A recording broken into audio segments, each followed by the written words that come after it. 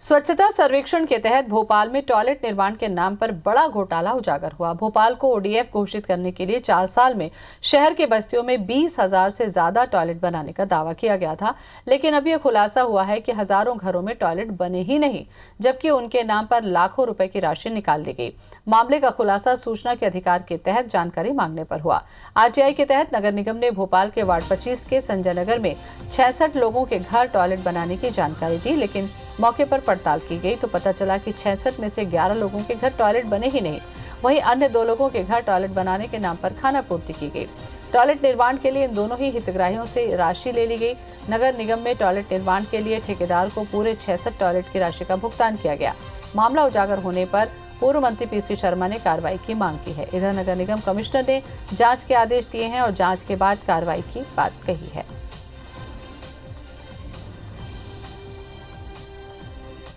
कुछ भी नहीं है, उनने फॉर्म भरवाया था, फॉर्म भर दिया गया था। उसके अलावा फिर वो लौट के नहीं आए तो हमें थोड़ा परेशानी हो रही थी, तो अपनी टॉयलेट हमने किसी तरीके से अपनी प्राइवेट तौर पे अपनी बनवाई। फॉर्म भरवाने के लिए आए थे तो फॉर्म जमा किया था, तो वो अभी तक बना ही नहीं है, ना कुछ पता चला है और ना ही फिर हमने अपने पैसे से बनवाए। पेपर कागज सब जमा कर लिए, आधार कार्ड सब, लेकिन न वो आए और न हम बनी है लेटरिन हमारे घर में, है ही नहीं है बात। मैं सूचना के अधिकार अधिनियम के तहत मैंने जानकारी नगर निगम से मांगी, जिसमें ये पाया गया कि जितने भी स्वच्छता के अंतर्गत घर घर टॉयलेट बनने थे, उसमें जितने भी संस्था के द्वारा बनने थे उसमें भारी घोटाला पाया गया है। इसकी शिकायत मैंने नगर निगम कमिश्नर से की। ये शिकायत पहले रही होगी तो हम लोग उसको चेक कर लेते हैं। यदि जो ऐसे कोई गबन हुआ है यानी तो राशि इसमें मिसयूज हुआ है तो जरूर कार्रवाई करेंगे। तो भोपाल में बड़ा घोटाला, आरटीआई से मिली जानकारी के बाद ये घोटाला सामने आया है। तो शौचालय निर्माण में भ्रष्टाचार उजागर हुआ है। राशियां तो निकाल ली गई, लेकिन शौचालय का निर्माण ही नहीं हुआ। भोपाल के संजय नगर की ये जानकारी मिली आरटीआई से। इसके साथ ही पता चला कि 66 में से 11 घरों में तो टॉयलेट बनाए ही नहीं गए और इन राशियों का गबन कर लिया गया, तो बड़ा घोटाला उजागर हुआ।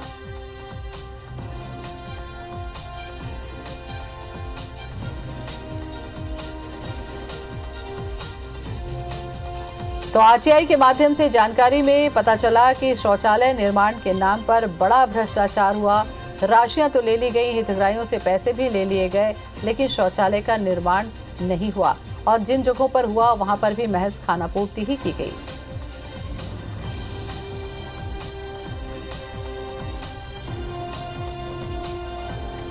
राकेश चतुर्वेदी हमारे साथ में जुड़ रहे हैं ज्यादा जानकारी के लिए। राकेश, अगर आरटीआई का हथियार हो ना तो ये घोटाले तो उजागर होंगे ही नहीं और इसी तरीके से भ्रष्टाचार होता रहेगा।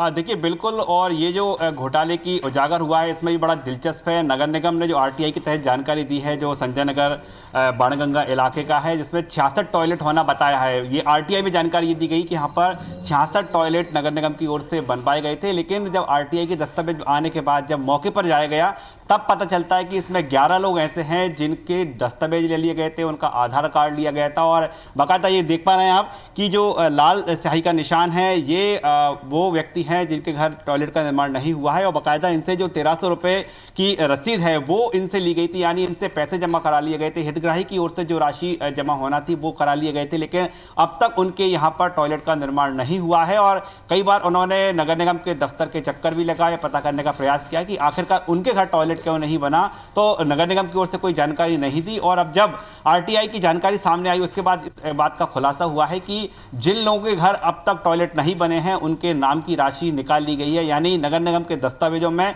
पर्याप्त यानी पूरे टॉयलेट का निर्माण हो चुका है और लोगों के घर नहीं बने हैं। इस पूरे मामले की शिकायत है नगर निगम कमिश्नर से हुई है और ये साफ तौर पर कह सकते हैं कि जिस तरह से राजधानी भोपाल को ओडीएफ घोषित करने के लिए एक बड़ा मामला सामने आया था, 20,000 टॉयलेट जो है राजधानी भोपाल में उनका निर्माण करना था और अब कमिश्नर ने इस बात के जांच के आदेश दिए हैं कि 20,000 में से दरअसल मौके पर कितने टॉयलेट बने हैं। सवाल यही उठता है राकेश, यहाँ पर की जांच के आदेश देने की जरूरत ही क्यों पड़ती है? क्योंकि कोई भी योजना बहुत अच्छी सोच से बनाई जाती है, लेकिन जैसे ही कार्यान्वयन की बात आती है वहां पर घोटाले के रास्ते निकल जाते हैं। तो क्यों नहीं इन योजनाओं के जब अमल किया जाता है उस समय पर ही जांच के निर्देश दिए जाएं, उस समय पर ही ये टीम गठित की जाए कि जाके देखिए कि निर्माण हुआ है या नहीं, उसके बाद पैसे देने की व्यवस्था की जाए। कहीं ना कहीं झोल मोल तो रहता है इन योजनाओं में। देखिए, साफ तौर पर जिस तरह का पूरा मामला निकलकर सामने आया है और ये जो खुलासा हुआ है 4 साल बाद हुआ है, यानी 4 साल तक नगर निगम की नज़र में, ठेकेदार की नज़र में जो मौके पर इंजीनियर थे, जो क्षेत्रीय पार्षद होते, उनकी भी कहीं ना कहीं इस बात की अनुमति लगती है कि जो निर्माण हुआ है वो ठीक हुआ है।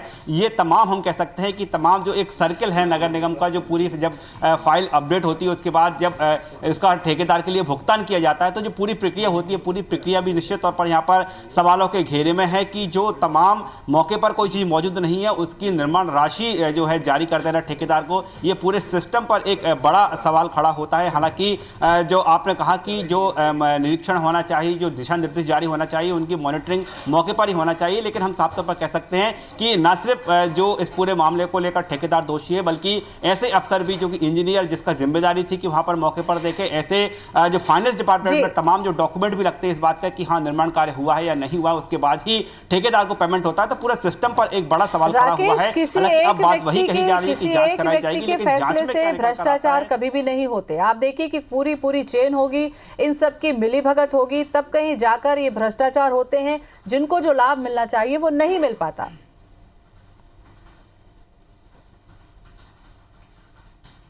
देखिए, बिल्कुल इस पूरे मामले में लगातार जो है IBC 24 की नज़र रहेगी और हालांकि अभी नगर निगम कमिश्नर का यही कहना है, चूंकि वो अभी उन्होंने हाल ही में पदभार संभाला है और ये पूरा मामला चला रहा है, लगभग 2016 से लगातार ये चला आ रहा है। पूरे मामले की जांच की बात जरूर कही जा रही है, लेकिन बात वही है कि नगर निगम में इससे पहले तमाम जो घोटाले हुए हैं, हम डीजल घोटाले की बात करें, वाहन पार्ट्स खरीदी घोटाले की बात करें, ऐसे घोटाले हुए हैं जो तत्कालीन कमिश्नर रहे हैं, उन्होंने पूरा घोटाला उजागर किया था, वो जाँच के आदेश हुए थे। लेकिन अभी हम उन पुराने मामलों की जांच की बात करें तो अब तक जांच रिपोर्ट सामने नहीं आ पाई, यानी अब तक जांच पूरी नहीं हो पाई है। अब नए कमिश्नर हैं, उन्होंने फिर एक बार जांच के आदेश जारी किए हैं और देखना यही होगा इस पूरे मामले में क्या कार्रवाई होती है। बिल्कुल, अब कार्रवाई कब होगी? जब जांच पूरी होगी। अब पिछले मामलों की ही जांच पेंडिंग पड़ी हुई है, उसी की रिपोर्ट नहीं आई है राकेश। अब ये समझा जाए कि ये तो एक जगह का है, हो सकता है जब जांच की जाए तो पता चला कि ये शौचालय का घोटाला जो वो और कई जगहों पर हुआ होगा। बहुत बहुत शुक्रिया आपका जानकारी के लिए।